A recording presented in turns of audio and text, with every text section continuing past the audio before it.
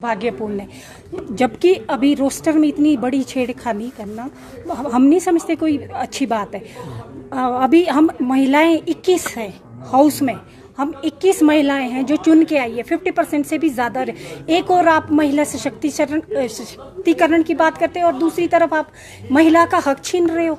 माननीय मोदी जी हैं जो आपको विधानसभा में 33% देने की तैयारी कर रहे हैं, और आप एक मेयर है जो हम कह रहे हैं कि ठीक है आपने मेयर जिसको बनाना उसको बनाना, बनेगा तो वही जिसका बहुमत होगा, लेकिन आप बाय इलेक्शन उसमें आओ ना, जो प्रोसीजर है वो फॉलो करो। बाय इलेक्शन हमने जो बहुमत में होगा वही आएगा, लेकिन आप इलेक्शन से भाग रहे हो। इलेक्शन से भागना मतलब आपको अपने ही काउंसलर्स या अपने ही किसी व्यक्ति पे शक है ना। हम तो बहुमत में नहीं है, लेकिन कहीं ना कहीं ये लोग इस इलेक्शन से भाग रहे हैं। ये महिला मेयर का जब पद है तो महिला मेयर बननी ही चाहिए। विरोध, हमारा विरोध रहेगा, क्योंकि बाय इलेक्शन आओ कोई भी मेयर बन जाए उससे हमें कोई दिक्कत नहीं है, लेकिन विरोध जारी है जब तक इलेक्शन नहीं होता।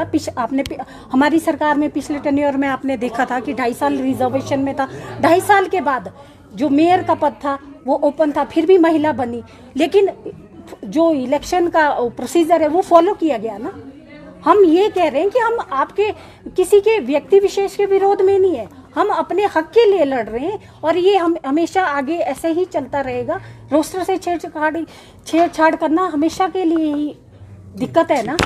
देखिए ये लोग भी खड़े हुए हैं हमारे साथ, ये भी चाहते हैं, लेकिन मुझे तो इस बात की हैरानी है कि इन्हें भी कॉन्फिडेंस में नहीं लिया गया है। इन्हें भी नहीं पता था कि मेयर किसे बनाना है, और इनको भी नहीं पता था। ये तो हमने अखबार के माध्यम से इनको भी और हमें भी पता चला है कि इनको मेयर घोषित किया गया है। लेकिन मैं चाहती हूँ कि अगर एक सीनियरिटी होती है, हम लोग 2-2, 3-3 बारी चुन के आते हैं, कल को तो हमारा कोई दायित्व नहीं रह जाएगा, क्योंकि इसमें ना कोई सीनियरिटी देखी जा रही है, ना कोई आपको पूछा जा रहा है। जब आपको ये हमारा जो हाउस होता है सुप्रीम हाउस होता है, तो वोटिंग के द्वारा ये होना चाहिए। मेरा यही है, हमें नहीं है कि हमें ये बने, हमें इनसे कोई व्यक्ति विशेष हमारा कोई नहीं है, लेकिन जो वोटिंग है उसके द्वारा बनाया जाए, और जिससे भी हो जाए। क्योंकि महिलाओं को, जब ये महिलाओं के हक में था तो क्यों इन्होंने ऐसा किया?